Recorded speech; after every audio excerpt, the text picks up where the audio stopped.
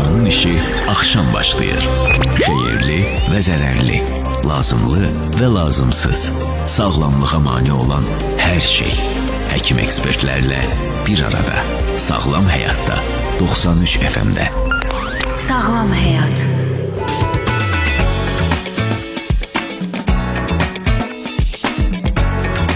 Həftənin ilk iş günündə hər kəsə salamlar və axşamınız xeyirli olsun deyirəm. Aparıcınız mən Samira Fərzəliyeva ilə Sağlam Həyatdasız dostlar və günün sonunda maraqlı bir mövzu ilə qarşınızdayıq. Elektron reseptlərdən danışacağıq.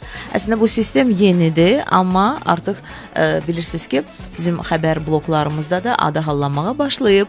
Necə istifadə etmək olar elektron reseptdən, üstünlükləri nədən ibarətdir və əlbəttə ki, çox tarixə düşüb artıq bu kağız parçaları da. Əslində çox yaxşı oldu. Çünki bəzən olur ki, o reseptlər doğrudan da bəzən itə bilir. Müəyyən bir problemlər yaşanır. Xətlər oxunmaya bilir. Həkimlərin müəyyən bir belə deyək də yazılarında anlaşılmazlıqlar olur. Ona görə də bəzən pasientlərlə, xəstələrlə bu həkimlər arasında müəyyən bir fikir ayrılıqları yaranır. O mənada ki, həkim oxuya bilmirəm, nə yazılıb, dəfələrlə zənglər və məlumat almaq, bütün bunlar hamısı uzun bir prosesə, necə deyərlər, yol açır. Biz də elə onları düşünərək, təbii ki, nəzərə alaraq bunların hamısını elektron resept mövzusunu bugün gündəmə gətiririk ki, siz artıq biləsiniz ki, belə bir səhifə var, belə bir sistem var və bu sistem vasitəsilə əslində siz əvvəlki xəstəliklərinizin hər birini də əldə edə bilərsiniz və əlbəttə ki, bu haqda danışmaq üçün studiyamızda bugün qonağımız var. Qonaqlıq aralı Sağlam Radioda bugün axşam saatlarında Rəqəmsal Səhiyyə Mərkəzinin İctimaiyyət Əlaqələr üzrə mütəxəssisi Sevinç Məhərrəmova bizimlə bərabər olacaq. Bu 2 saata yaxın proqramımızda. Sevinç xanımı xoş gördük. Salam Samira xanım, sizi də xoş gördük, təşəkkür edirəm. Mən də bütün Sağlam Radio efirini izləyən hər kəsi salamlayıram. Müasir tibbdə artıq, necə deyərlər, bu reseptlər də rəqəmsallaşmağa başladı. Yəni, artıq o kağız parçaları tarixə qovuşdu və biz də bugün elektron sistemdən danışacağıq, elektron sistemin üstünlüklərindən danışacağıq və bayaq da söylədim, həqiqətən yaşlı nəslin nümayəndələri olur ki, çox çətin olur onlar üçün oxumaq hər hansı bir həkimin xəttini də, resepti də, dərmanlar haqqında məlumatı əldə etmədi. Çünki bilirəm ki, dərmanın tərkibi ilə bağlı maraqlamaq istəyənlər olacaq və ona görə də bunların hər biri demək olar elektron sistemdə öz yerini tapıb. Hər bir şey düşünülüb. Mən istəyirəm ki, biraz əvvələ qayıdaq. İlk tətbiq olunmağa başladığı ilə, neçənci ilə bu təsadüf eləyirdi Sevinç xanım və hansı zərurətdən yarandı, onu da sizdən soruşaq. Bəli, sualınız üçün təşəkkür edirəm ilk növbədə. Qeyd edeyim ki, elektron resept sistemi 2024-cü ildən tətbiq olunmağa başlayıb. Pilot layihə kimi, daha sonra isə 2025-ci ildə artıq geniş tətbiqinə ölkə üzrə başlayıb, amma təəssüf ki, bugünə qədər hələ də elektron reseptin mövcudluğu barədə məlumatsız olan vətəndaşlar var. Bu da məsələ də ondan qaynaqlanır ki, bəzi həkimlər hələ də resepti elektron qaydada tərtib etmirlər, təəssüflər olsun ki. Elektron reseptin halbuki üstünlükləri daha çoxdur. Yəni ilk qeyd etdiyiniz kimi elektron reseptdə daha öncə yazılmış onlara reseptləri də pasientlər görə bilir. Onların müalicə alan həkimlər üçün də bu əl çatan ola bilir ki, onların işini müalicə prosesində asanlaşdırır. Buna baxmayaraq hər kəs elektron reseptin tətbiq edilməsi üçün ölkə üzrə müəyyən qədər səy göstərməlidir. Bir mənalı. Yəni biz də danışdıqca proqramlarımızda bu haqda məlumat verdikcə insanlar maariflənir, əlbəttə ki, və bu sistemin olduğundan artıq xəbərdar olurlar. Birincisi ondan başlayaq ki, internet lazımdırmı ümumiyyətlə bu elektron sistem yüklənərkən, yəni istifadə edərkən bu sistemdən birinci onu rahatlaşdırmaq üçün söyləyək dinləyicilərimizə. Bəli, təbii ki, internet çıxışı olmadan elektron reseptin ümumiyyətlə tətbiqin ora hər hansı bir müdaxilə edilməsi mümkün deyil. İnternetə çıxışın olması şərtdir. Amma mən bəlkə də sualı nəyə gətirdiyinizi təxmin edərək qeyd eləmək istəyirəm ki, siz tibb müəssisələri barədə yəqin ki, internet problemləri olması və yaxud da ki, avadanlıqların, cihazların olması ilə bağlı təxminlər edərək bu sualı verirsiniz. Qeyd edeyim ki, haqlısınız. Ola bilər ki, bugün xüsusən də dövlət tibb müəssisələrində ola bilər ki, kompüterlərin, cihazların çatışmazlığı olsun, amma elektron reseptdə üstünlüyü bundan ibarətdir ki, bu tətbiqdir, mobil tətbiq və yaxud da ki, kompüter vasitəsilə də reseptimiza daxil olub resept yazmaq mümkündür. Tətbiq isə həkimlərin bugün bilirik ki, demək olar ki, böyük əksəriyyəti və hamısı onlar ağıllı cihazlardan, telefonlardan, planşetlərdən istifadə edirlər, şəxsi istifadələrində olan və elektron resept belə bir sərbəst bir proqramdır ki, reseptin tətbiqini onlar öz cihazlarına, mobil cihazlarına da yükləyərək, öz şəxsi telefonlarına resept yaza bilirlər. Yəni bu kəsintisiz, donmasız, rahat bir şəkildə həyata keçirilə Bəli, bilər. istifadə o şəkildə düşünüb ki, çox asan olsun. Çünki hər birimiz bilirik ki, yeni nəsə bir yenilik tətbiq olunanda orada çətinliklər yaranır. Bu sözsüzdür. Bu tətbiqin də üstünlüyü onun istifadəsinin asan olmasıdır. İstifadəçi dostu deyə bilərik tətbiqə ki, onu istifadə etmək çox asandır, anlamaq asandır. Addım-addım və bundan əlavə də biz həm Səhiyyə Nazirliyinin internet resurslarında, Səhiyyə Qovazda, həm də elektron səhiyyə saytlarında da elektron reseptdən düzgün istifadə qaydaları ilə bağlı YouTube linkləri yerləşdirilib, təlimatlar yerləşdirilib ki, bu həm əczaçılar üçün, həm həkimlər üçün, həm də sıravi vətəndaşlar üçün əlçatandır. Əslində biraz əvvəl söylədim ki, yaşlı nəslin nümayəndələri bəzən o reseptləri doğrudan da oxuya bilmirdilər. Hər hansı bir dərmanın adını oxuya bilmirlər, çətinlik çəkirdilər daha doğrusu. İndi biz onlara təklif edirik ki, elektron sistemdən istifadə edərək bax bu elektron reseptlə bağlı məlumat əldə etsinlər. Sual verə bilərlər ki, axı mən hələ internetlə bağlı belə deyək də o qədər də peşəkar deyiləm də, o qədər də istifadəni bacarmıram, biraz bacarıqsızam. Yaşlı nəsil nümayəndələrinin arasında belələri var.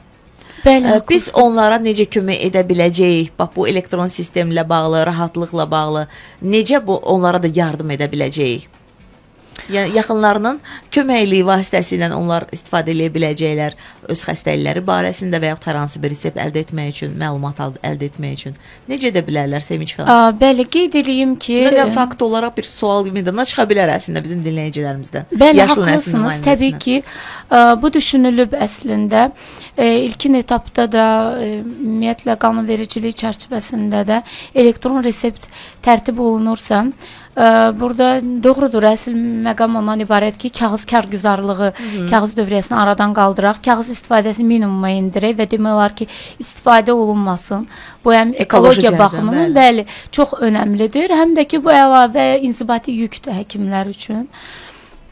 Və bunu da düşünərək reseptimdə bir çap funksiyası da var.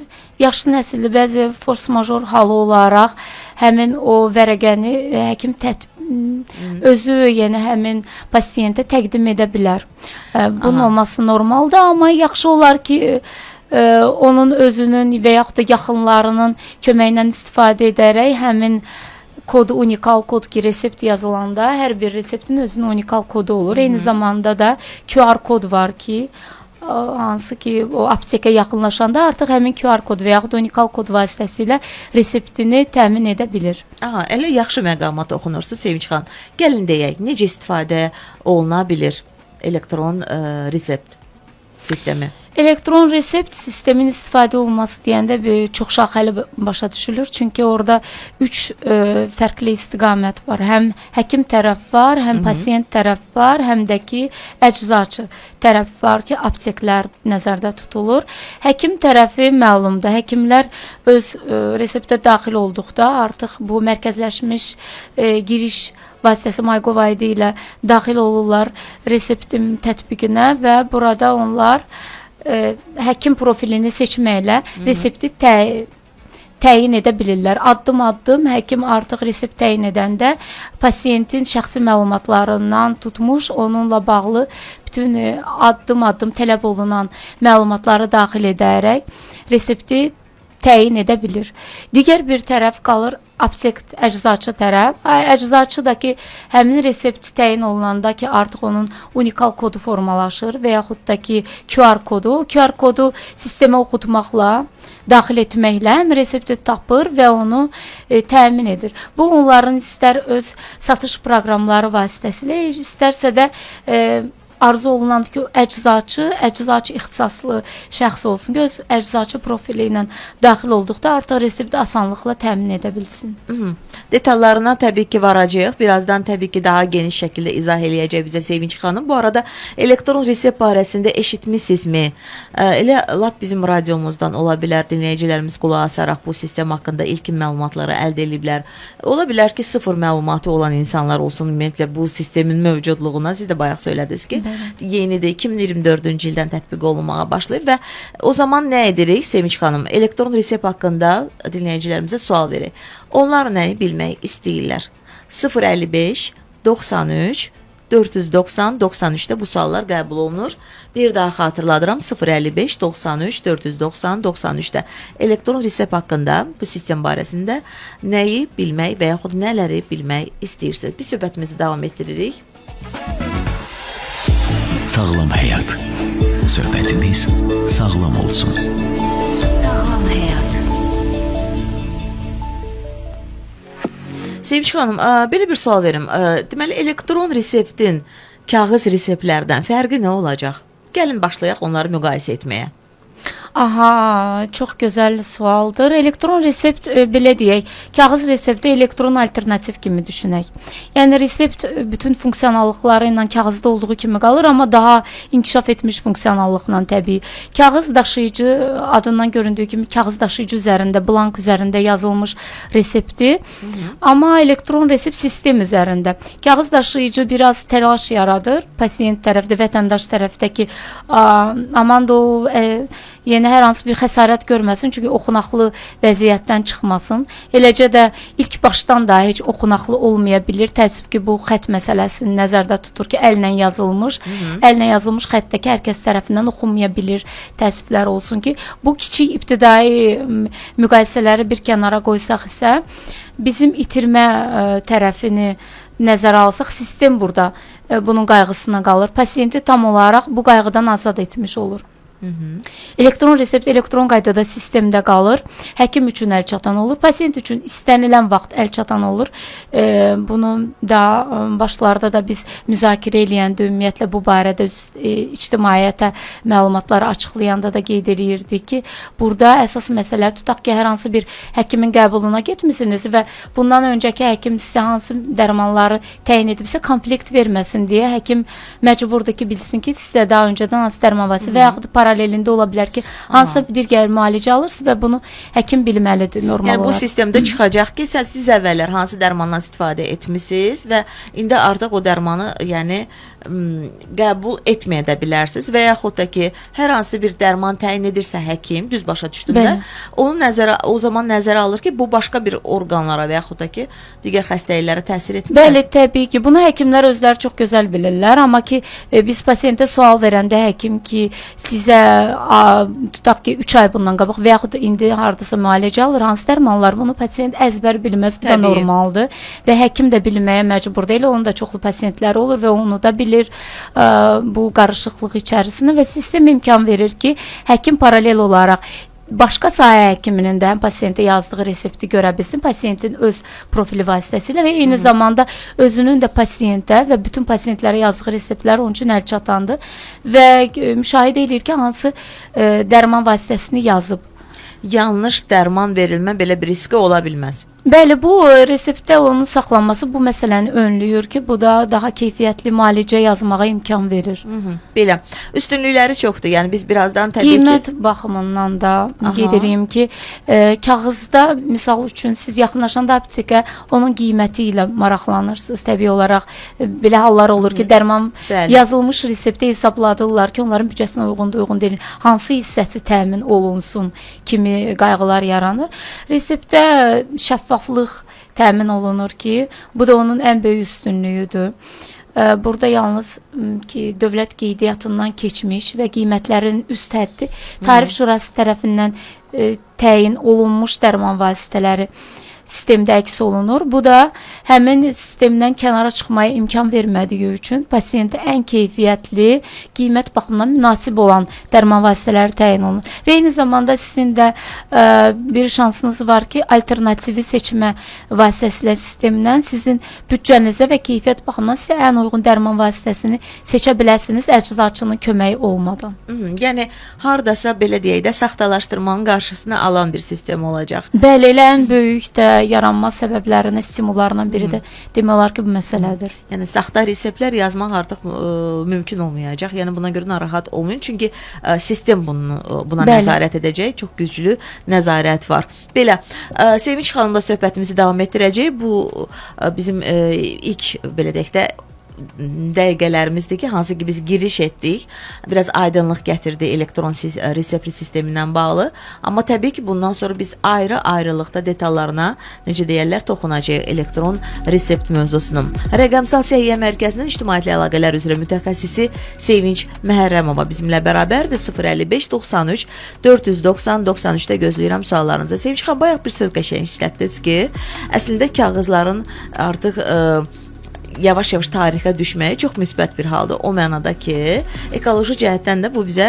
necə deyərlər, çox xeyir verəcək. Doğrudurmu? Bəli, təbii ki. İndi sözünüzə qüvvət olaraq bizim indi sosial çarxımız var, Sağlam Şəhər adlı. Mən elə oradan gələrək də sizin fikrinizi öyrənmək istəyərdim əslində. Necə düşünürsünüz? Bu şəhər necə bir şəhərdir sizə görə? Sağlam şəhər. Əslində bəzi detalları dediniz. Yəni kağızların artıq yavaş-yavaş tarixə düşdüyü bir. Bəli, sağlam şəhər, sağlam ekoloji mühitin olduğu mənə görə şəhərdir. İlk növbədə burada vətəndaşların da üzərinə, eyni zamanda aidiyyatı qurumların üzərinə yük düşdüyü kimi vətəndaşın da üzərinə yük düşür. Şəhərimizi təmiz saxlamalıyıq, çirkləndirməməliyik, ekologiyanın qayğısına qalmalıyıq və daha çox elektron vasitələrdən, sistemlərdən istifadə etməliyik. Bu istər bizim alış-verişimizdə də əksini tapmalıdır ki, biz daha çox elektron ödəmələrə üstünlük verməliyik, kartlar vasitəsilə falan. Daha rahat, daha təhlükəsiz. Bəli, daha təhlükəsizdir, daha rahatdır. Alış-verişdə də diqqət eləməliyik ki, çantaların istifadəsi baxımından daha eko çantalardan istifadə eləyək. Sistemlər ki, biz kağız daşıyıcı üzərindən nələrisə əldə edirik, bunun yerinə biz elektron sistemlərə ki, hal-hazırda yəni bilirsiniz, yəqin ki, MyGov sistemi də var. Dövlətimiz bunun qayğısına qalır ki, vahid bir platformadan bütün məlumatları vətəndaş əldə edə bilsin. Yəni bu da elə ekologiyaya böyük bir töhfədir, düşünürəm. Əlbəttə, şəxsi məlumatlar, hər bir şey, demək olar ki, şəxsin bütün məlumatları hər biri o platformada var. Bu da çox yaxşıdır, çox da rahatdır. Vaxt itkisinin qarşısına alır. Yəni bir çox təbii ki, üstünlükləri olan bir platformadır. İndi biz elektron reseptlə bağlı danışacağıq bir daha, amma dediyimiz kimi çarxımızı səsləndiririk. Ardıca Sağlam Xəbərə dinləyicilərimiz qulaq asacaqlar. Təbii ki, sonra yenə də öyrənəcəyik. Elektron resept nədir, necə işləyir və ən əsas həyatımızı necə asanlaşdırır. Sevinç Məhərrəmova bizə bu barədə məlumat verəcək. Sağlam həyat. Sağlam həyat. Dəyişimə bugündən başla. Sağlam Radio. Əziz dinləyicilər, şəhərsalma fiziki sağlamlığımızı necə dəyişir? Velosiped yolları və piyada məkanları hərəkəti təşviq edir. Ürək xəstəliklərini azaldır. 2026-cı il şəhərsalma və memarlıq ili çərçivəsində aktiv şəhərlər yaradaq. Səhiyyə Nazirliyi çağırış edir. Sağlam şəhər, sağlam həyat. Sağlam Radioda sağlam xəbər. Səhiyyə Nazirliyinin Elmi Tədqiqat Tibbi Bərpa İnstitutunun həkim endokrinoloqu Aygün Əliyevanın sözlərinə görə insulin hormonu mədə-altı vəzində yerləşən xüsusi hüceyrələr tərəfindən ifraz olunur və qanda şəkərin səviyyəsini tənzimləyir. Mütəxəssis bildirir ki, insulin qandakı şəkərin hüceyrələrə daxil olmasına kömək edir, artıq şəkəri isə yağa çevirərək orqanizmdə toplayır. Bu səbəbdən insulin səviyyəsi yüksək olan şəxslərdə piyələnmə riski artır. Həddindən artıq şəkərli və unlu qidaların qəbulu zamanı orqanizmdə çox insulin ifraz olunur, bu isə tez-tez aclıq hissinə səbəb olur. Uzun müddət yüksək insulin təsiri hüceyrələrin fəaliyyətini pozur və nəticədə insulinə qarşı dirənc, yəni rezistentlik yaranır. Bu halsa son nəticədə tip 2 şəkərli diabetin inkişafına gətirib çıxara bilər. Həkim xəbərdarlıq edir ki, insulin direnci vaxtında müalicə olunmadıqda piyələnmə, yüksək təzyiq, ürək-damar xəstəlikləri və digər sağlamlıq problemləri yarana bilər.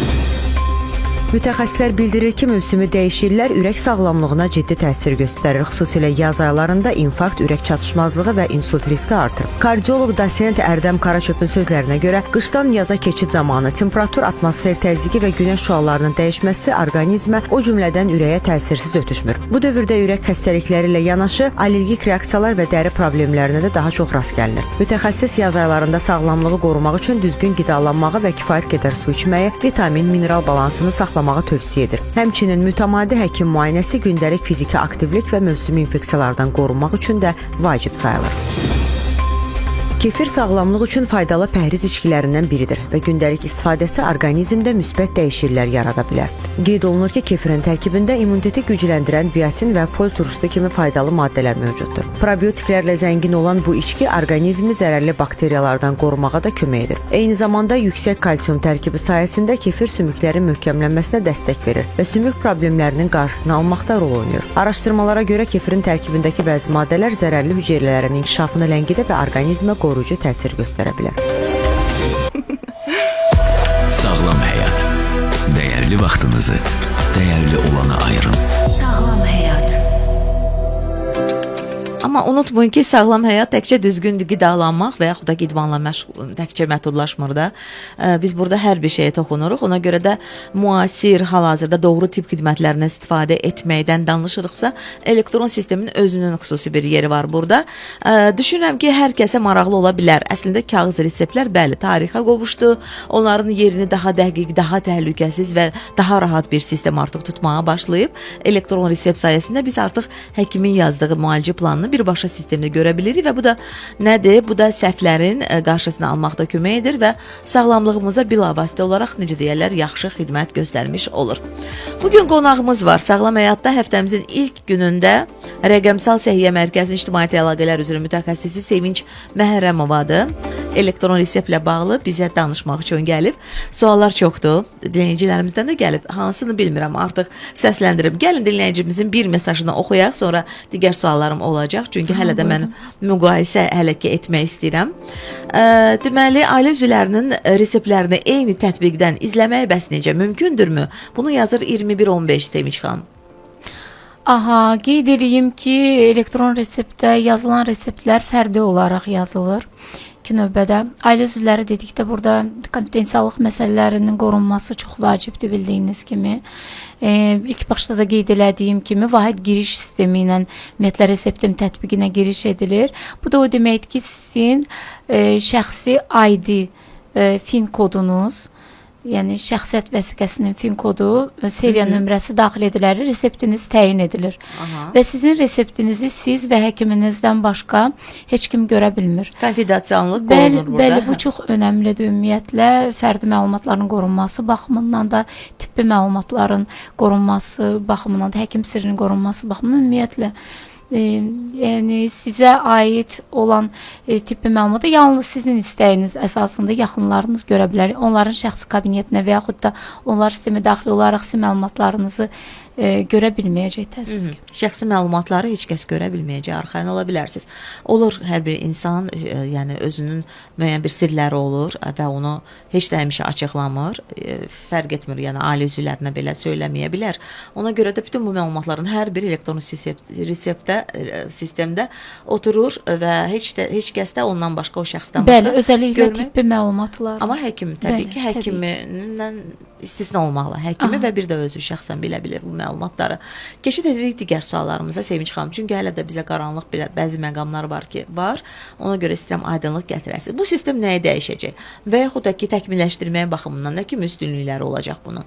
Nə isə doğrudan da dəyişmək məqsədi güdür bu sistemin yaranması. Bəli, ümumiyyətlə istənilən yenilik varsa, deməli köhnə olandan artıq problemləri var, müəyyən nöqsanları var, onların aradan qaldırılması üçün narazılıqlar var ki, yenilik gəlir və burada adaptasiya vaxtı təbii ki var. nəyisə dəyişmək mütləqdir. Çünki ilk öncə kağız dövriyyəsindən çıxma, bu vərdişlərdən, inzibati yükdən qurtulmaq kimi dəyişkənliyi özündə birləşdirir. Digər bir tərəfdən isə yəni rəqəmsallaşma mühitinə keçmək hədəflənir. Onun üçün də reseptlərin də elektron mühitə ötürülməsi başlanılıb. Bu da o deməkdir ki, artıq hər kəs kağız deyil, elektron sistemlərdən istifadə eləməlidir. Sizin də vurğuladığınız kimi. Nəyi dəyişəcək məsələsi və yaxud da ki, nəyi dəyişməyə hədəflənib? Vərdişləri ilk öncə dəyişəcək.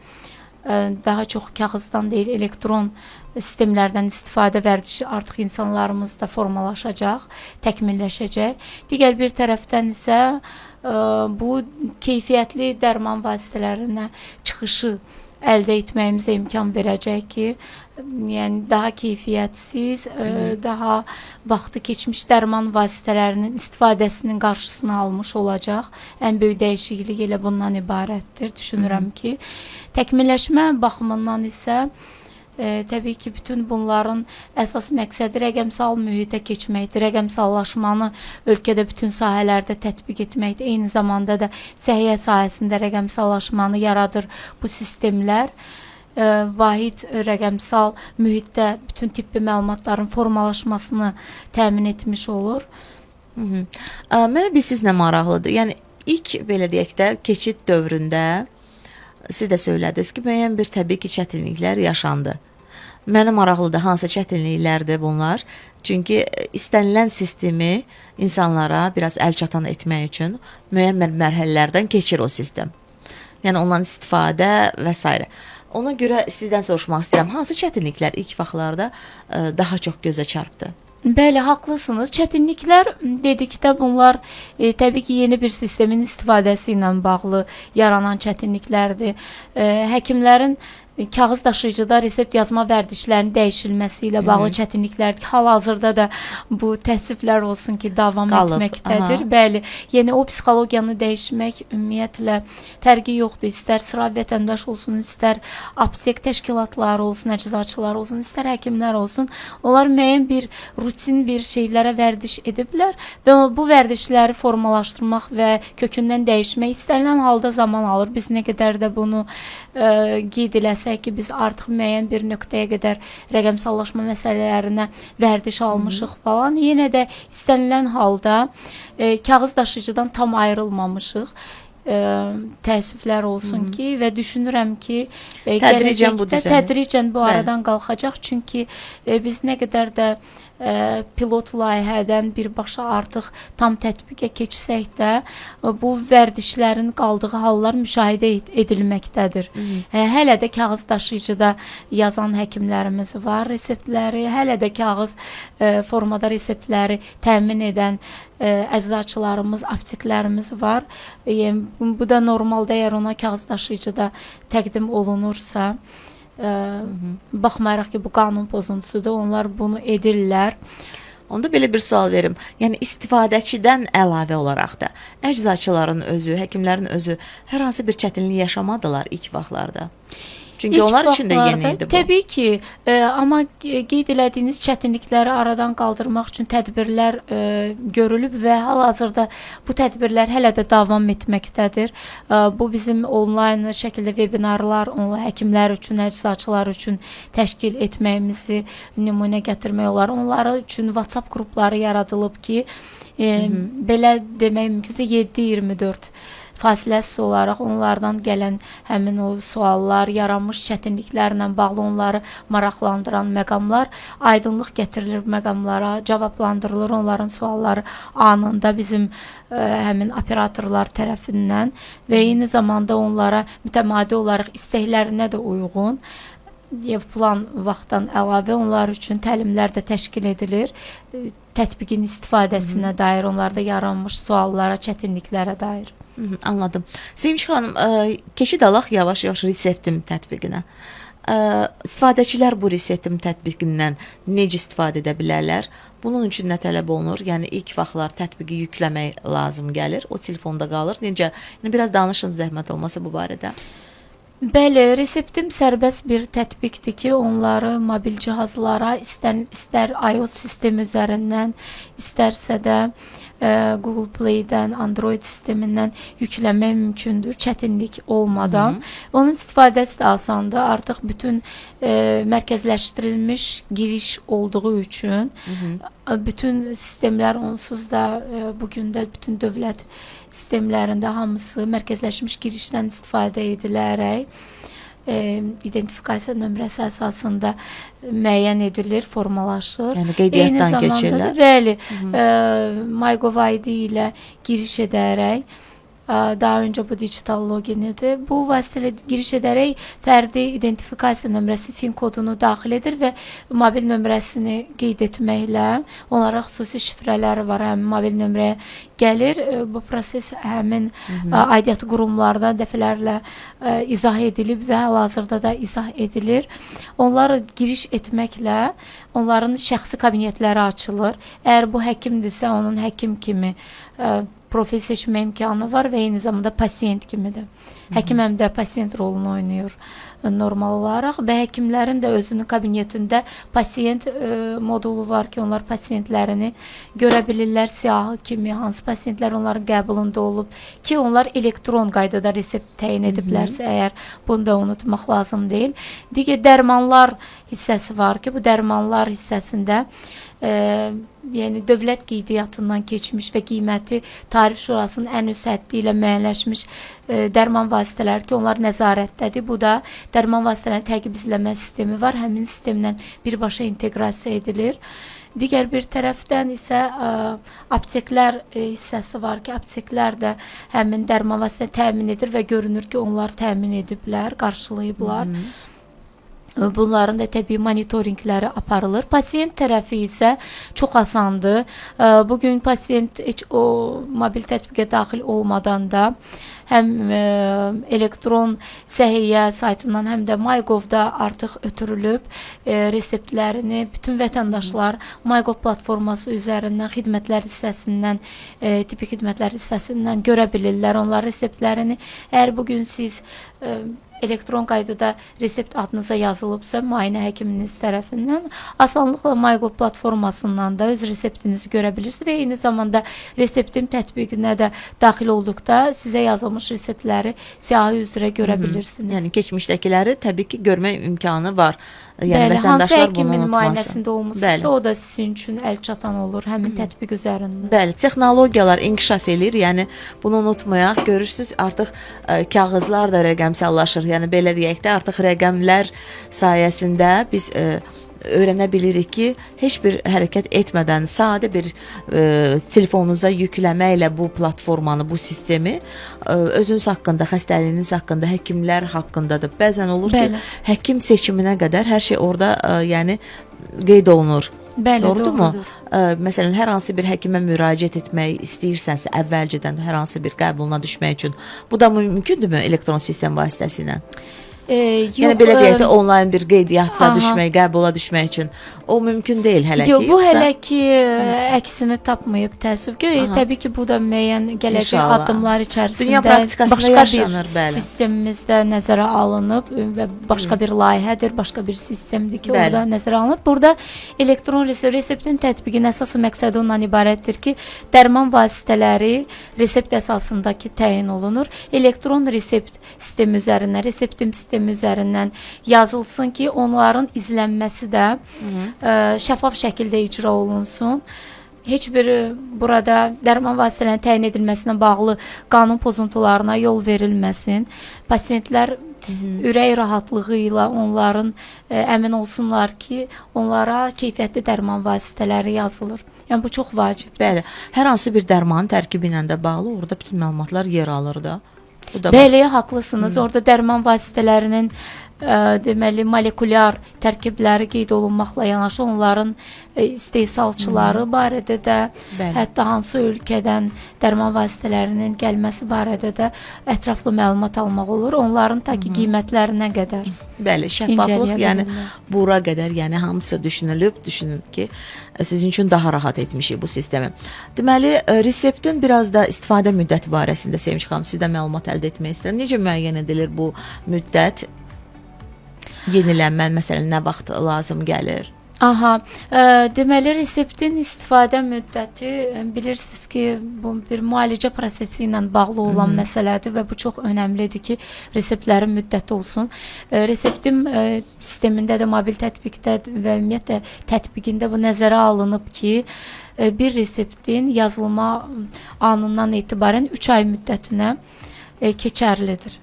Yəni 3 ay sonra siz eyni resepti təəssüflər olsun ki, istifadə edə bilməzsiniz. Bu da nə ilə bağlıdır? Bu da ki, ona bağlıdır ki, orqanizmdə müəyyən dəyişikliklər baş verə bilir və sizin öncə mövcud olan xəstəliklərinizi paralel başqa bir hallar mövcud ola bilər ki, bu resept artıq sizin üçün aktual olmaya bilər. Bunu nəzərə alaraq da reseptin istifadə müddəti 3 ay təyin edilib. Yəni həkimlər reseptin yazılması üçün məsuliyyət daşıyırlar. Çünki onların adlarına, onların həkimin adı vasitəsilə artıq bu qaçılmazdır ki, sistemdə əks olunur ki, hansı həkim tərəfindən təyin olunub. Həm də bu dərmanların adlarından başqa bir detal da üzə çıxar. Axı orada doza qəbulu da var. Doğrudurmu? Bunların hamısı qeyd olunur və Bəli. nə qədər doza qəbul olunmalıdır? Bunlar hamısı dəyişir axı. Doğrudurmu? Təbii ki, kağız reseptdə baxın elə Bəli. bayaqları qeyd elədik, görürsüz söhbət əsnasında Nə qədər bütün detallar bunlar çıxır, bəli. detallar üzə çıxır. Burada doza həddi, hansı saatda qəbul Doğru. etmək məsələsi, hansı miqdarda, Bəli. hansı vaxtlarda, nə qədər müddət ərzində qəbul etmə məsələlərinə qədər bütün incəliklər düşünülüb. Hətta reseptin mobil tətbiqində bir xatırlatma funksiyası var. Tutaq ki, pasiyent daxil olub mobil tətbiqə və ona bir resept üzrə dərman vasitələri təyin olunur. Biz adətən olur da insan faktorudur, unudulur dərman vasitələrinin qəbulu, hansı saatda, hansı dozada. Görürsünüz ki, apteklərə yaxınlaşanda o kağız üzərində bəzi əczaçılar qeyd aparır, həkimlərin yazdığından əlavə ki, hansı saat, hansı miqdarda. Amma reseptin tətbiqindən yəni buna ehtiyac yoxdur. Artıq pasiyent sərbəst şəkildə təqvimini müəyyənə seçərək, təyin edərək ona həmin saatda xatırladır tətbiq ki, artıq qəbul vaxtıdır. Hansı həddə qəbul edəcək, onlar da görünür şəffaf. Doza və istifadə qaydasına bağlı hər bir məlumatı avtomatik olaraq, yəni ora yerləşdirir sistem. Bax, bundan rahat ola bilərsiniz. Birazdan danışacağıq ümumiyyətlə biraz saxta reseptlərin qarşısını necə ala bilər. Biraz danışdıq verilişin əvvəlində, amma istərəm ki, biraz da ona toxunaq. Çünki hər kəsi bu maraqlandıran məsələdir. Necə bunları ayırd etmək mümkün olacaq? Bu da o baxımdan, yəni bizə bir təhlükəsizlik baxımından bir kömək edə biləcəkmi? Bir dəstək ola biləcəkmi? Onu öyrənəcəyik Sevinç xanım sizdən. Apteklər üçün sistem hansı hesabat imkanlarını yaradır? Sevinç xanım, bu haqda da əgər imkan olsa danışarıq. Belə sual var sizə. Dinləyicimiz göndərib maraqlı sualdır. Biz necə bilə bilərik ki, bizim məlumatlarımıza baxmayıblar? Bax, belə sadə bir sual gəlib. Sual mənə açığı çox aydın olmadı. Hansı baxımdan məlumatlara baxılmayıb kimi təyin etmək istəyir. Çünki yox, şəxs ola bilsin unudur ki, hər kəs öz parolu ilə, öz kodu ilə daxil olacaq, yəni. Aha. O baxımdan bəlkə yox, hər kəsin, hər bir şəxsin, gəlin belə izah eləyək dinləyicimizə.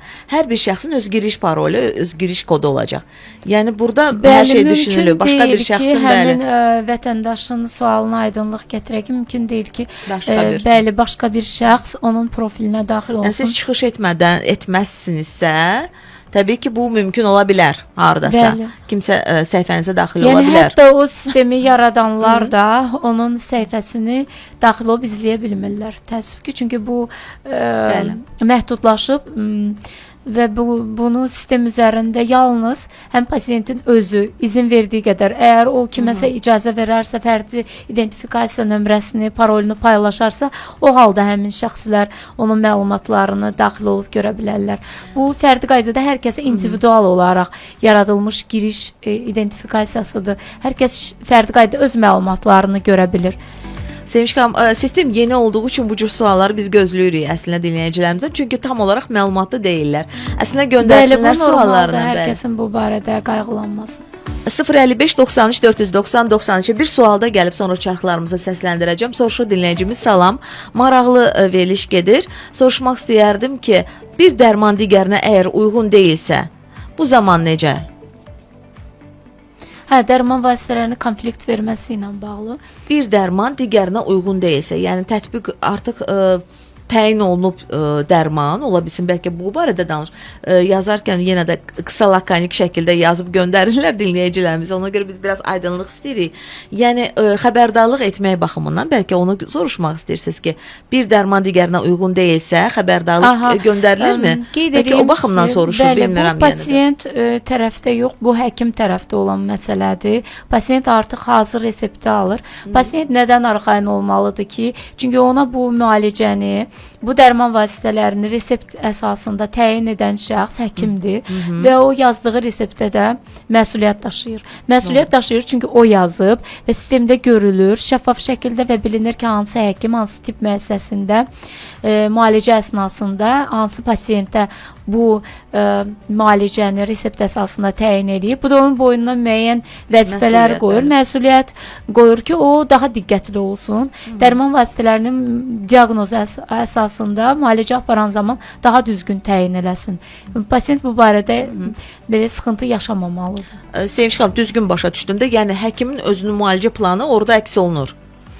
Bəli, qoyduğu diaqnoz görə bilir həkim, yazdığı müalicə, hansı müalicəni yazıbsa, dərman vasitə ona görə təyin edir. Əlavə dərman vasitələri təyin etmək kimi belə bir kənara çıxmaya yol verə bilməz həkimlər. Səhvlər edə bilməz, yəni belə. Siz də bu əgər edilərsə də siz görəcəksiniz. Yəni bəli, bu mütəmadi olaraq monitorinq edilir və istər həmin həkimin çalışdığı tibb müəssisələri tərəfindən müşahidə edilə bilir, həm də ki, mərkəzləşmiş qaydada monitorinq əsasında. Elektron reseptlə bağlı bu qədər sual sizə, yəni o qədər gəlməmişdi, yox, doktor Sevinç xanım?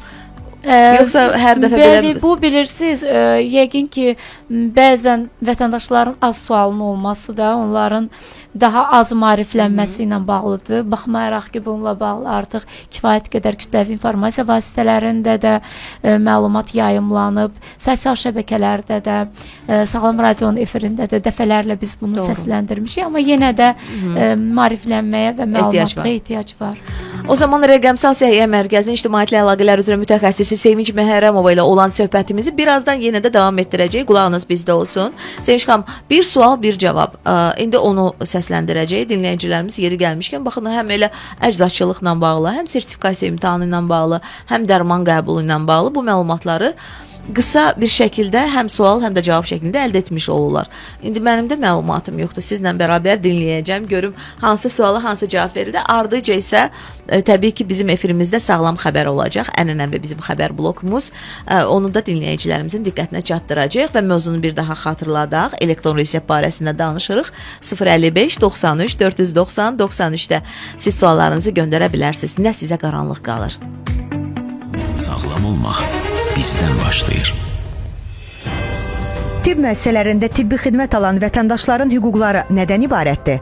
Əhalinin sağlamlığının qorunması haqqında Azərbaycan Respublikası qanununun tələblərinə əsasən pasiyentin hüquqları aşağıdakılardır. Müvafiq diplom və sertifikata malik olan tibb heyəti tərəfindən müayinə və müalicə olunmaq, təxirə salınmaz tibbi yardım göstərilməsi halları istisna olmaqla həkimin öz razılığı ilə həkimi, o cümlədən müalicə həkimini və müalicə profilaktika mütəxəssisini seçmək, sanitariya gigiyena tələblərinə uyğun olan şəraitdə müayinə və müalicə olunmaq, stasionar müalicə olunduğu tibb müəssisəsinin mütəxəssislərinin iştirakı ilə konsilium və məsləhətləşmələrin aparılmasını tələb etmək, tibbi yardım üçün müraciət faktını, müalicə, sağlamlıq vəziyyəti, xəstəliyin diaqnozu barəsində, eləcə də müayinə və müalicə zamanı əldə edilən digər məlumatları ətrafdakılardan gizli saxlamaq, tibbi müdaxiləyə şifahi və ya yazılı könüllü razılıq vermək, tibbi müdaxilədən imtina etmək, hüquq və vəzifələri haqqında sağlamlığının vəziyyəti barədə məlumat almaq və öz mənafeyi baxımından bu məlumatı vermək mümkün olan şəxsi seçmək, daxili qaydalar pozulmamaq şərti ilə xəstəxanada dini mərasimin icra edilməsi üçün ayrıca yerlə təmin olunmaq hüququ vardır. Pasientin hüquqları pozulduqda o, müalicə profilaktika müəssisəsinin rəhbərliyinə, müvafiq icra hakimiyyəti orqanının müəyyən etdiyi orqana və ya qanunvericilikdə müəyyən edilmiş qaydada məhkəməyə müraciət edə bilər. Sağlam radioda sağlam xəbər.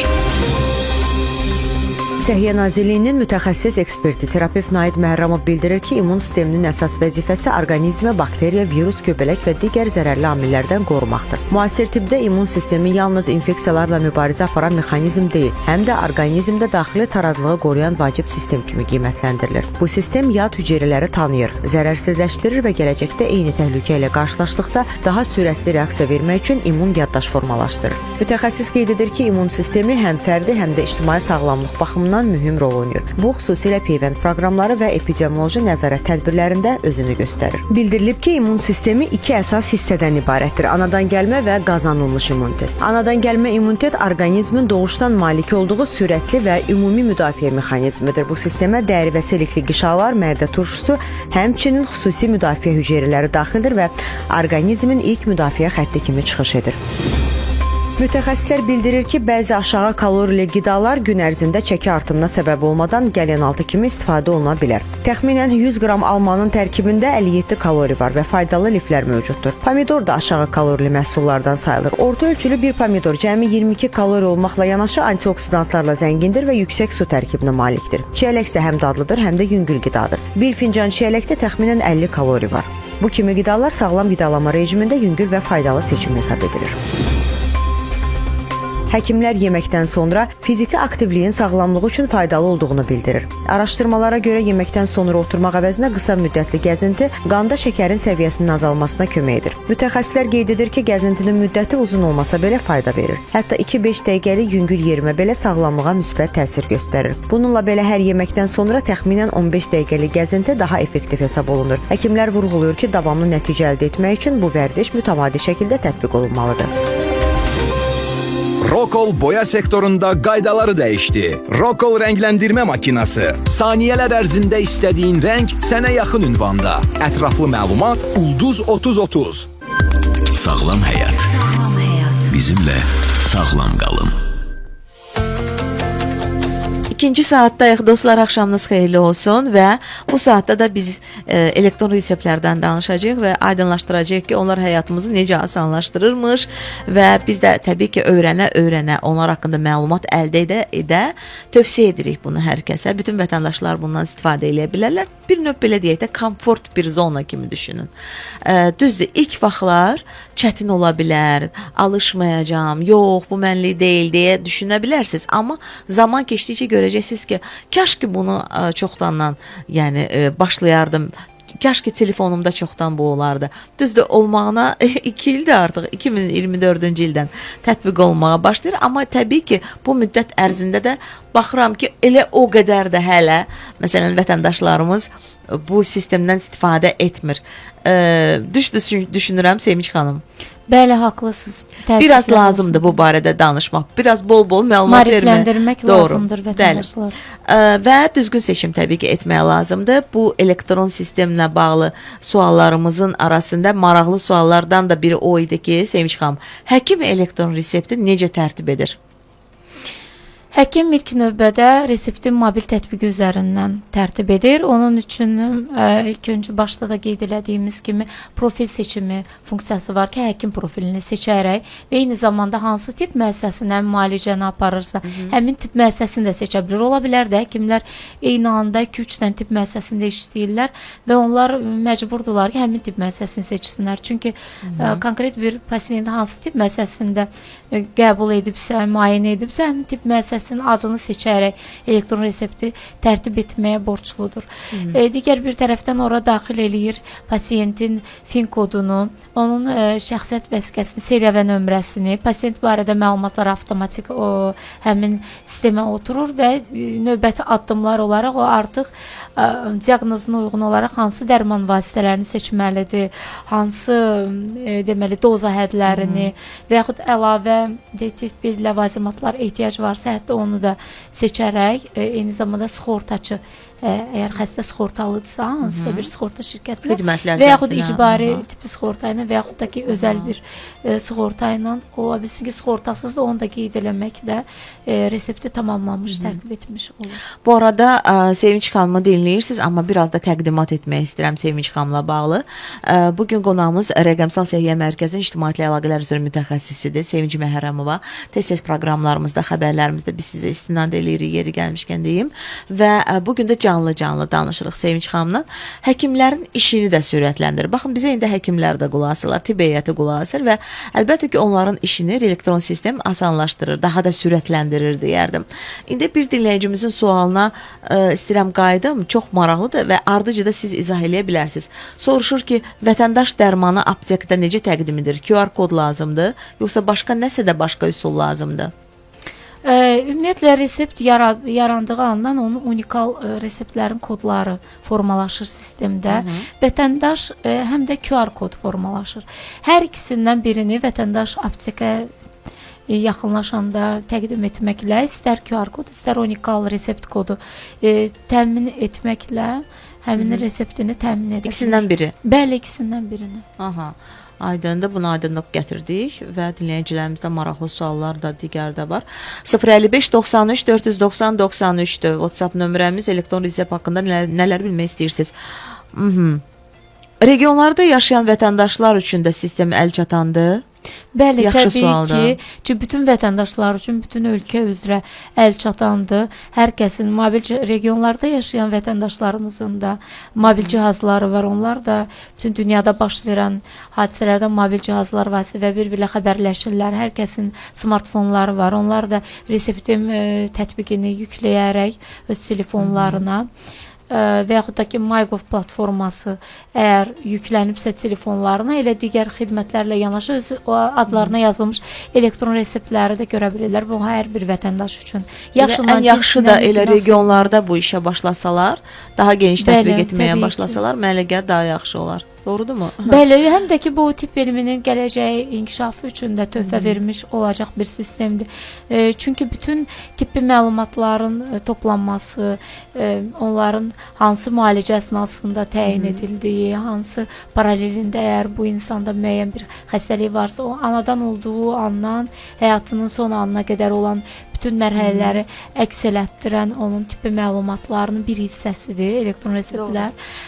O da gələcəkdə tibb elmində hər hansı bir xəstəliyi araşdırma zamanı müəyyən bir halların qarşısını almaq üçün, elmi inkişaf etdirmək üçün bu məlumatlar həkimlərimizə də gələcək elmi işlərində çox böyük kömək olacaq. Əslində Sevinç xanım, platformaların sayı günü-gündən artır. Mən baxıram ki, tibblə bağlı danışırıqsa, sırf olaraq Səhiyyə Nazirliyinin artıq bir neçə platforması istifadəyə verilib də. Yəni şəkər xəstələri ayrıca bir şəkərli diabet mobil tətbiqindən istifadə edərək hər hansı bir dərmanla bağlı, xəstəliklərlə bağlı məlumatları əldə edirlər. Səhv etmirəmsə qadınlarımızla bağlı Burla Xatun tətbiqi var. Yəni çox da elektron resept haqqında biz dəfələrlə məlumatlandırırıq, danışırıq bu barədə. İndi bir proqramımızı da bugün ona həsr etmişik. Yəni belə mən düşünürəm ki, artıq dinləyicilərimizdə maraq yaranacaq ki, aha, telefonumuzda artıq biz bu sistemi quraraq öz platformamızda öz şəxsi məlumatlarımızın hamısını oradan əldə edə bilərik. Heç kəs də görməyəcək, konfidensiallıq qorunacaq.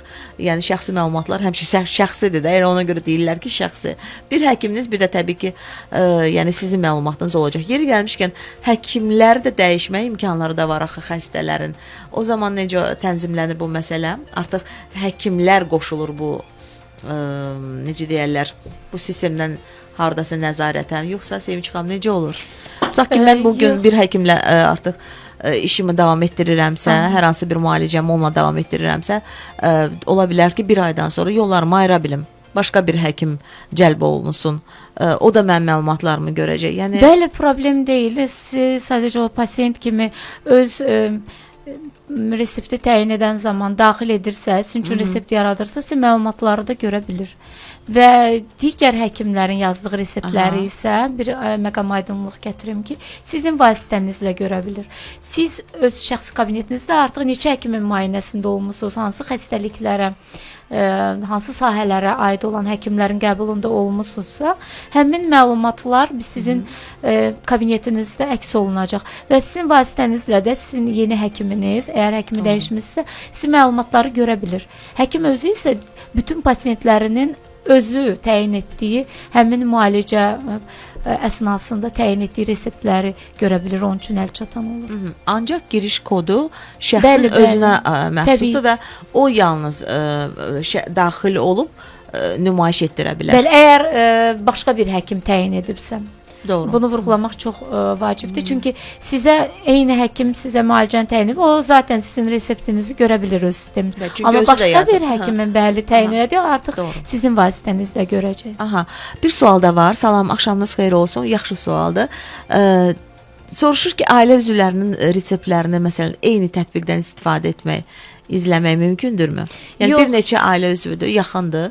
Yəni gizlətmirlər. Tutaq ki, həyat yoldaşıdır da məsələn. Yox, təəssüflər olsun ki, çünki bu elədir ki, şəxsi məlumatlardır. Yəni qaydalar hər kəsə bəli, bu fərdi qaydadadır. Yenə də deyirəm, hər insanın özünə aid olan məlumatlar öz kabinetində əks olunur. Bu da fərdi giriş identifikasiyası ilə tənzimlənir ki, şəxs fərqi yoxdur, onun ailə üzvüdür, ən yaxınıdır, yalnız öz məlumatlarını görə bilir.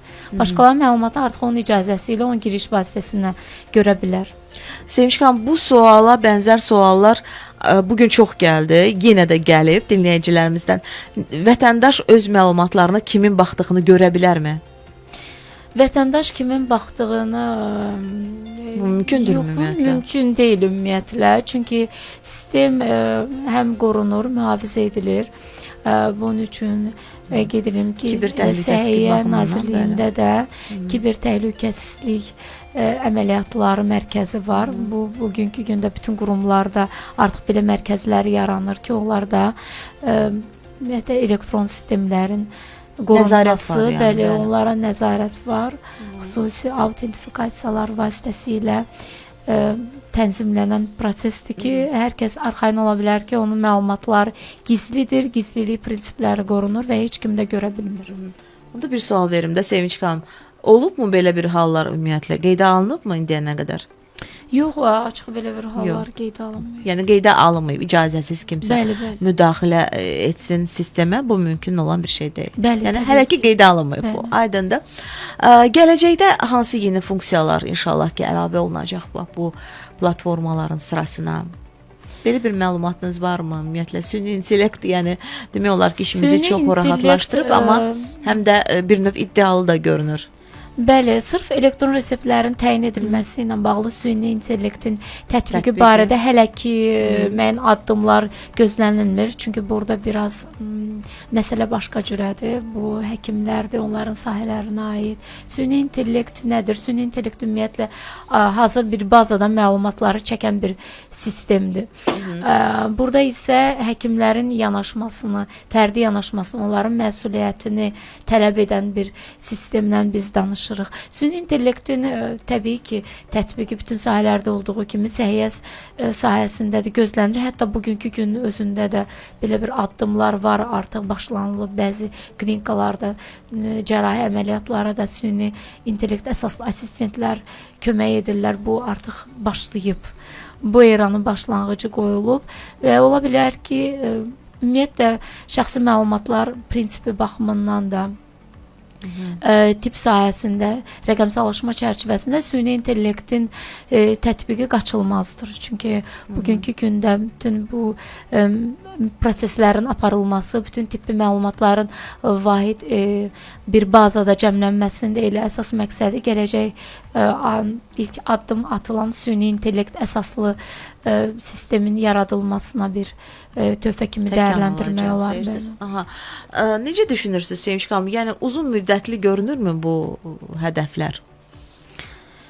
Qeyd edeyim ki, o qədər də uzun müddətli görünmür. Hazırda bunun istiqamətində bəzi işlər başlanılıb artıq. Elə ilk başlanğıc məlumatların toplanmasını qeyd edə bilərik ki, bu proseslər başlanıb. Yaxınlarda da bununla bağlı bir layihədə Səhiyyə Nazirliyi tərəfindən gerçəkləşdirəcək. Mən hal-hazırda bu barədə ətraf məlumat vermək istəmirəm. Yəni təqdim olunanda bu barədə məlumatlar hər kəs, bütün vətəndaşlar ala biləcəklər kütləvi informasiya vasitələrini. Amma elektron resept sisteminin yəni davamlı ola biləcəyinə heç kəsin şübhəsi yaranmasın. Təbii ki, davam edəcək və qeyd etmək istəyirəm ki, başda siz qeyd elədiniz ki, təkmilləşməsi məsələsi təbii ki, təkmilləşmə üçün istifadəçi təcrübəsi çox vacibdir. Bugün əgər tətbiq edilməyə başlanılıbsa, vətəndaş onu tətbiq edilməsi üçün müəyyən bir cəhdlər etmirsə, təşəbbüs göstərmirsə, bu da sistemi gerilədir, çətinləşdirir. Əgər tətbiq edilərsə, o zaman müəyyən çatışmamazlıqlar halı varsa, onlar ortaya çıxır. Hansı olarsa daha yaxşı olardı məsələləri varsa, istər həkim tərəfdən, istər əczaçı, istər pasiyent tərəfdən onlar ortaya çıxır və bunlar yaradılır.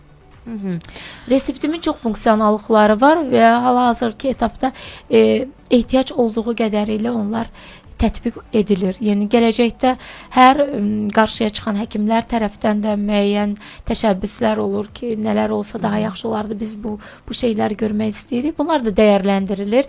Əczaçı baxımından da, vətəndaş baxımından da. Hər kəs öz necə görmək istəyirlərsə onların işini asanlaşdıracaq baxımdan o təşəbbüsləri irəli sürə bilərlər. Bu sual yenə də hardasa yazılıb göndərilib 055 93 490 92 yaşı daha böyük olan vətəndaşlarımızla bağlıdır Sevinç xanım. Soruşurlar ki, sistemdən istifadədə çətinliklər yaşanarsa necə onlara dəstək kömək etmək olar? Həm də o baxımdan ki, konfidensiallığı da qorumaq lazımdır. Bəli, haqlısınız, amma sistemdən istifadə edildikdə o həkimlə arasında tənzimlənə bilər. Sistemə giriş imkanı yoxdursa, vacib deyil ki, onun məlumatı həkim üçün zaten əl çatandır. Həkim də müalicəni aparan şəxsdir, görə bilir. Əczaçı da görə bilir. Həkimdən identifikasiya, əgər onun üçün çox çətindirsə, reseptinin kodunu istəyə bilər. Həkim ona reseptin kodunu təqdim edə bilər və həm vətəndaş reseptin kodu ilə aptekə yaxınlaşsa da tərtib edəcək. Burada böyük bir qlobal bir çətin məsələ yoxdur. Pasiyentin özünün daxil olması şərt deyil. Çünki onu əczaçı görməlidir. Kodu gördü əczaçı o qədər yetərlidir ki, o resepti tam olaraq oxuya bilsin, görə bilsin. Yəni, bəli, gizli orada məncə elə bir şey yoxdur. Bəli, təbii. Ona görə də narahat olmayın. Yəni, yaşlı nəsil nümayəndələrinə görə təbii ki, həyəcan keçirirsiniz. Amma bir növ siz özünüz də hardasa kömək edə bilərsiniz. Yəni, köməkliyinizi əsirgəməməlisiniz. Çünki ilk vaxtlarda hələ yaşı az olan insanlar, bundan biraz daha gənclər istifadədə çətinlik yaşayırlarsa, görün yaşlı insanlar üçün nə qədər çətin ola bilər. Amma bu çətinliyi də təbii ki, dəf etmək olar, mümkündür. Hər şey zamanla həll olunacaq. Sevinç xanımla söhbətimizi davam etdirəcəyik. Sağlam xəbərə dinləyicilərimiz qulaq asacaqlar və elektron resept mövzusudur günümüzün mövzusu. Elektron reseptlə bağlı öyrənirik, necə işləyir, həyatımızı necə asanlaşdırır, səhv olarsa onu necə düzəltmək mümkündürmü? Yəni bütün bunlar haqqında texnologiyada, yəni hər şey ola bilər. Bütün bunlar haqqında qalan o gizli məqamları da ortaya çıxarmaq missiyamızdır. Bugün Sağlam Həyatda Rəqəmsal Səhiyyə Mərkəzinin İctimaiyyətlə Əlaqələr üzrə mütəxəssisi Sevinç Məhərrəmova suallarımızı cavablandırır. 055 93 490 93-də suallarınızı gözləyirik. Sağlam həyat. Sağlam həyat. Dəyişimə bugündən başla. Sağlam radioda sağlam xəbər. Səhiyyə Nazirliyinin Elmi Tədqiqat Tibbi Bərpa İnstitutunun həkim endokrinoloqu Aygün Əliyevanın sözlərinə görə insulin hormonu mədə-altı vəzində yerləşən xüsusi hüceyrələr tərəfindən ifraz olunur və qanda şəkərin səviyyəsini tənzimləyir. Mütəxəssis bildirir ki, insulin qandakı şəkərin hüceyrələrə daxil olmasına kömək edir, artıq şəkəri isə yağa çevirərək orqanizmdə toplayır. Bu səbəbdən insulin səviyyəsi yüksək olan şəxslərdə piylənmə riski artır. Həddindən artıq şəkərli və unlu qidaların qəbulu zamanı orqanizmdə çox insulin ifraz olunur, bu isə tez-tez aclıq hissinə səbəb olur. Uzun müddət yüksək insulin təsiri hüceyrələrin fəaliyyətini pozur və nəticədə insulinə qarşı dirənc, yəni rezistentlik yaranır. Bu halsa son nəticədə tip 2 şəkərli diabetin inkişafına gətirib çıxara bilər. Həkim xəbərdarlıq edir ki, insulin dirənci vaxtında müalicə olunmadıqda piylənmə, yüksək təzyiq, ürək-damar xəstəlikləri və digər sağlamlıq problemləri yarana bilər. Mütəxəssislər bildirir ki, mövsümü dəyişikliklər ürək sağlamlığına ciddi təsir göstərir. Xüsusilə yaz aylarında infarkt, ürək çatışmazlığı və insult riski artır. Kardioloq dosent Ərdəm Qaraçöpün sözlərinə görə qışdan yaza keçid zamanı temperatur, atmosfer təzyiqi və günəş şüalarının dəyişməsi orqanizmə, o cümlədən ürəyə təsirsiz ötüşmür. Bu dövrdə ürək xəstəlikləri ilə yanaşı allergik reaksiyalar və dəri problemlərinə də daha çox rast gəlinir. Mütəxəssis yaz aylarında sağlamlığı qorumaq üçün düzgün qidalanmağı və kifayət qədər su içməyi, vitamin, mineral balansını saxlamağı tövsiyə edir. Həmçinin mütəmadi həkim müayinəsi, gündəlik fiziki aktivlik və mövsümi infeksiyalardan qorunmaq üçün də vacib sayılır. Kefir sağlamlıq üçün faydalı pəhriz içkilərindən biridir və gündəlik istifadəsi orqanizmdə müsbət dəyişikliklər yarada bilər. Qeyd olunur ki, kefirin tərkibində immuniteti gücləndirən biotin və fol turşusu kimi faydalı maddələr mövcuddur. Probiotiklərlə zəngin olan bu içki orqanizmi zərərli bakteriyalardan qorumağa da kömək edir. Eyni zamanda yüksək kalsium tərkibi sayəsində kefir sümüklərin möhkəmlənməsinə dəstək verir və sümük problemlərinin qarşısını almaqda rol oynayır. Araşdırmalara görə kefirin tərkibindəki bəzi maddələr zərərli hüceyrələrin inkişafını ləngidə və orqanizmə qoruyucu təsir göstərə bilər. Sağlam həyat. Sağlam həyat. Bu həmişə maraqlıdır.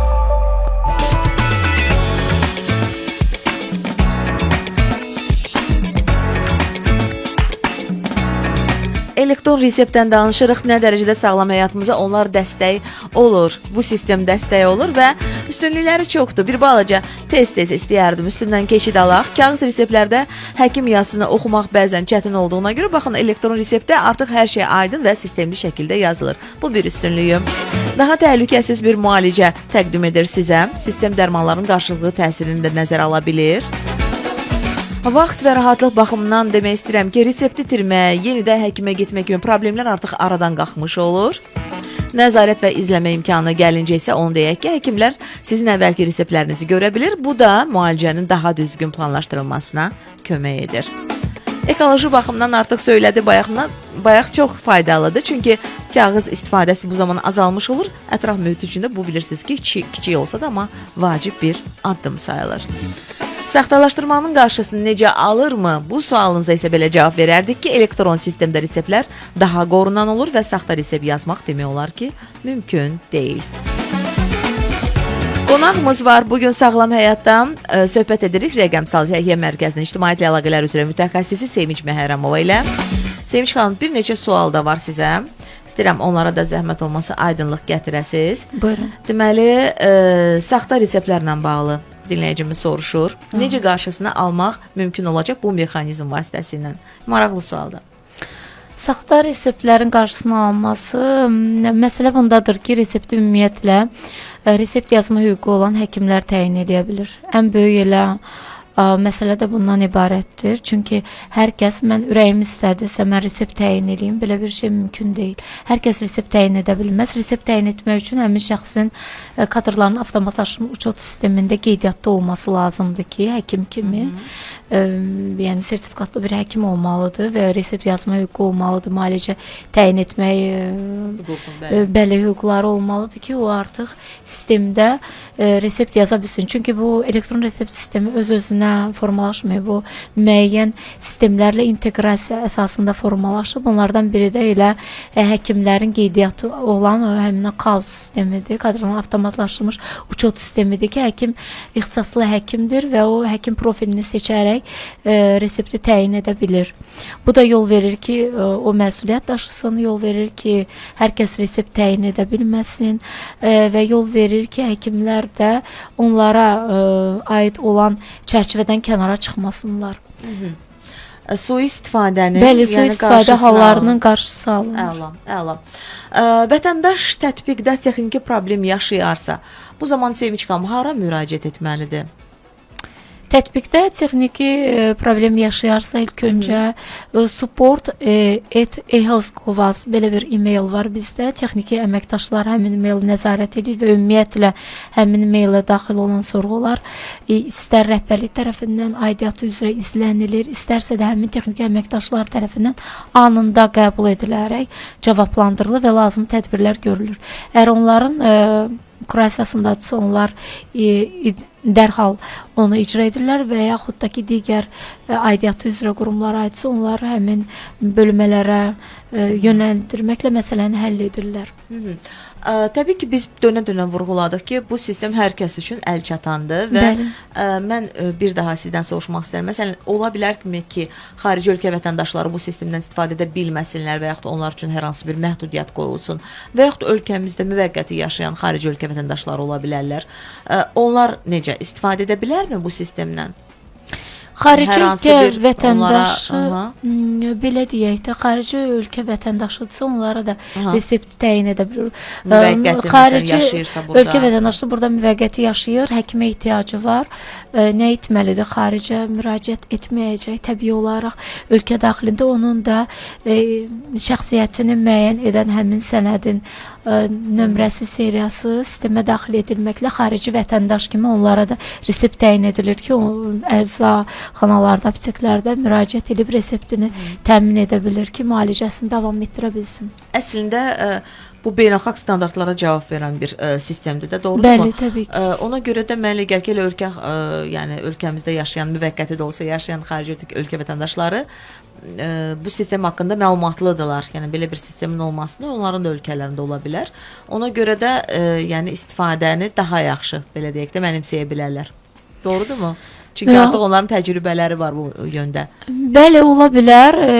Müxtəlif Avropa ölkələrində və yaxud Amerikanın özündə də var, Türkiyədə var, qardaş ölkədə elektron qaydada reseptlər tərtib edilir. Həm vətəndaşlar da barədə məlumatlıdırlar, amma bizim ölkədə yeni bu məsələ ilə bağlı həkimə müraciət edəndə həkim onları elektron qaydada təyin edəndə onların da işi asanlaşır. Onlar da dili bilməsələr də təyin edilmiş reseptin nömrəsini əczaçıya göstərməklə ona aid olan həmin dərman vasitəsini təmin etmiş olur. Bu onlar üçün daha da plusdur.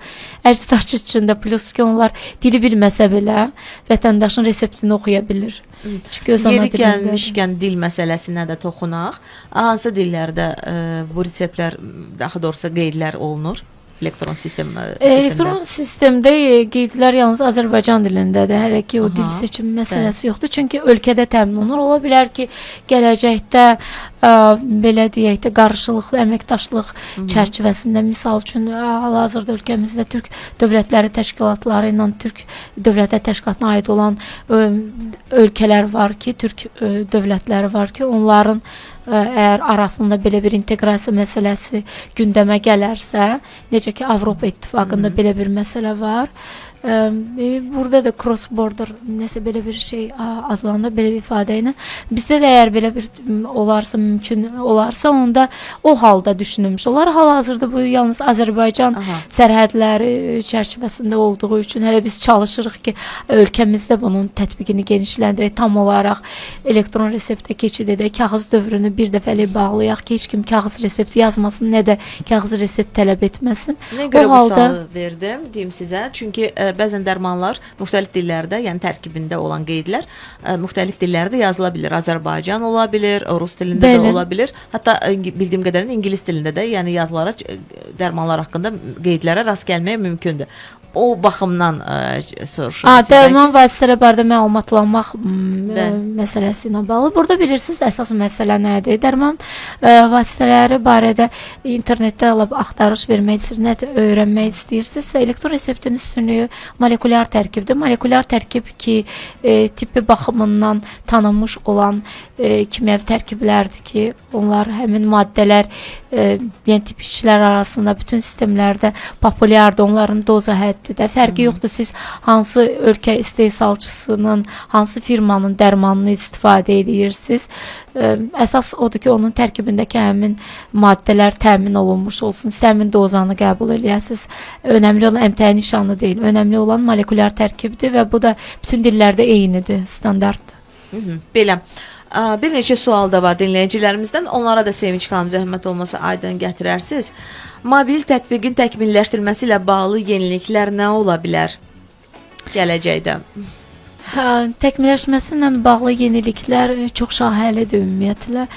Bu yalnız qeyd elədiyim kimi istifadəçi təcrübəsi əsasında müəyyənləşir. Gələcəkdə bunu elə bu vətəndaşların, istər həkimlərin geniş tətbiq etməsi ilə bəzi məqamlar üzə çıxır ki, onları təkmilləşdirməyə də imkan verir. Hansısa nüans çatmırsa ya və yaxud da ki, həkimin işini asanlaşdırır, ola bilsin ki, əczaçının və yaxud da ki, vətəndaşın işini asanlaşdırır və istəyir ki, orada olsun. Ancaq istifadə edəndən sonra onu müəyyən edə bilər. İstifadə etmədən sistem barədə heç nə proqnoz vermək də doğru olmaz və bunu da təkmilləşdirmək də mümkün olmaz. Qismən ola bilərmi məsələn icra olunan reseptlər olsun? Qismən icra olunan reseptlər, bəli, mümkündürmü belə bir şey? Bilirsiniz, ümumiyyətlə sistemdə reseptlər əgər təmin edilirsə, bu sistemdə şəffaf şəkildə görünür. Əgər sistemdə resept təmin edilmirsə və yaxud da ki, siz deyən kimi qismən təmin edilmir, bu imkan var resept sistemində. Misal üçün sizə bir müəyyən bir resept təyin edilib və hal-hazırda sizin maliyyə vəziyyətiniz imkan vermir ki, resepti tam olaraq və həkimin də göstərişinə əsasən siz etaplı şəkildə o dərman vasitələrini qəbul edirsiniz. Müəyyən bir müddətdən sonra bir dərman vasitəsinə keçid edirsiniz. Hal-hazırda hansı dərman vasitəsini qəbul edirsiniz. Aptekə yaxınlaşanda qismən sizin dərman vasitələrini təmin etmək şansınız var, imkanınız var. Resept buna imkan verir ki, bir qismini hal-hazırda aptekdə təmin edəsiniz və tam olaraq təmin edilməmiş hesab edilir və imkan verir ki, reseptin ümumi qüvvədə olduğu müddəti keçməmək şərti ilə həmin müddət ərzində növbəti dəfə siz digər qalan qismini də aptek tərəfindən təmin edəsiniz özünüzə. Belə.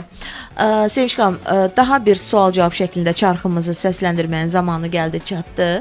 Ardıcı dinləyicilərimiz sağlam xəbərə qulaq asacaqlar və daha sonra artıq sizdən son, necə deyirlər, qeydlər eşidəcəyik. Dinləyicilərimizə bugün elektron reseptlə bağlı bol-bol məsləhət verdiniz. Amma yenə də yadınıza nəsə düşsə, mütləq şəkildə onu bizimlə bölüşün. Yaxşı və hələ ki vaxtımıza var. Sağlam olmaq bizdən başlayır. Qanunvericilikdə edilən dəyişiklik orta tibb heyəti üçün də tətbiq edilirmi? Yəni bu dəyişiklik tibb bacıları, felçer və digər orta tibb heyəti üçün də keçərlidirmi?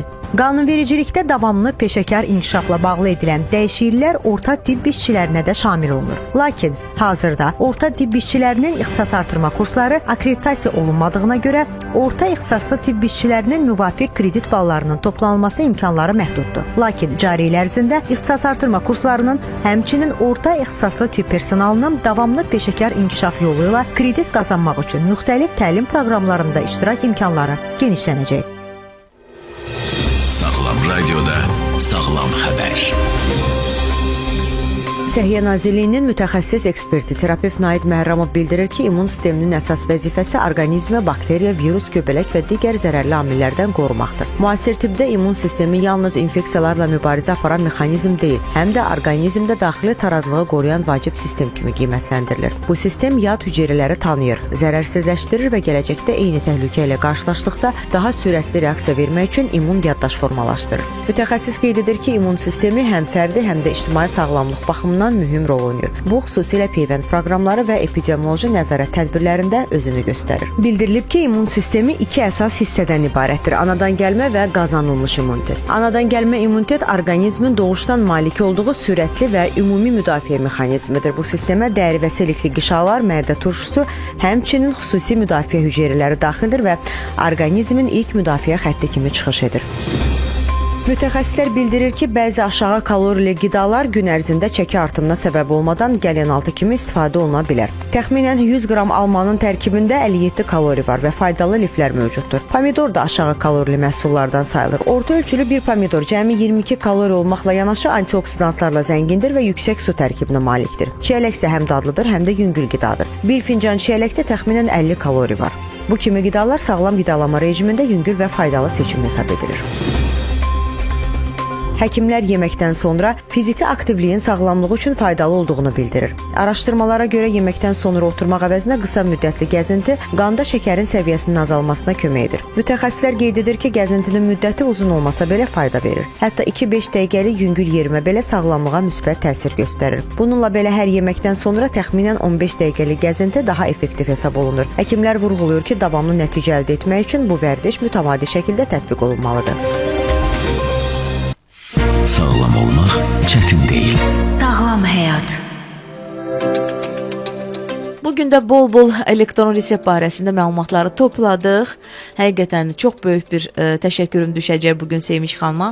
O bizə geniş təfərrüatı ilə çatdırdı. Həm burada həkimlər maarifləndilər Sevinç xanım, həm bizim vətəndaşlarımız maarifləndilər, xəstələrimiz maarifləndilər. Mənə elə gəlir ki, biz əlimizdən gələni elədik bugün ki, onlar üçün elektron resepti daha necə rahatdırsa onu da çatdıra bildik. Yəni mən düşünürəm ki, öhdəsindən gələ bildik, yox. Yəni bu qədər detallarına vardıq, izahlı şəkildə hamısını dinləyicilərimizin diqqətinə çatdırdıq ki, yəni elektron resept nə qədər sizin üçün əl çatandır, nə qədər rahatdır, nə qədər təhlükəsizdir və ən əsas da o məlumatlar ki var idi ya, şəxsi məlumatlarım görəsən heç kəs görməsin, müəyyən bir xəstəliklər var ki, onunla bağlı heç kəsin məlumatı olmasın.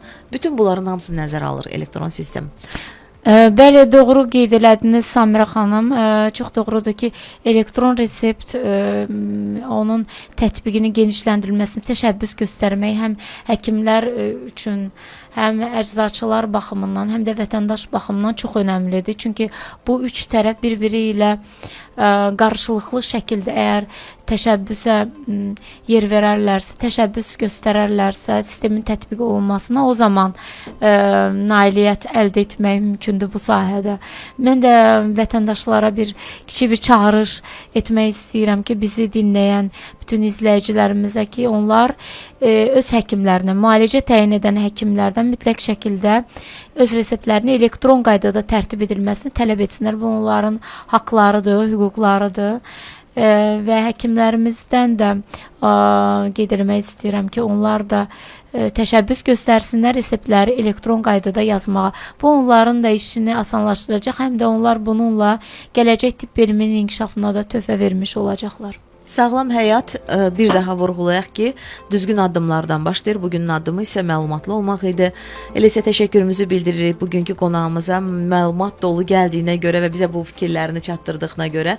Rəqəmsal Səhiyyə Mərkəzinin ictimaiyyətlə əlaqələr üzrə mütəxəssisi də qonağımız bugün Sağlam Radioda Sevinç Məhərrəmova elektron resept barəsində o bizə danışdı, məlumat çatdırdı. Təşəkkür edirəm bir daha gəldiyinizə görə. Sağ olun. Çox sağ olun, mən təşəkkür edirəm.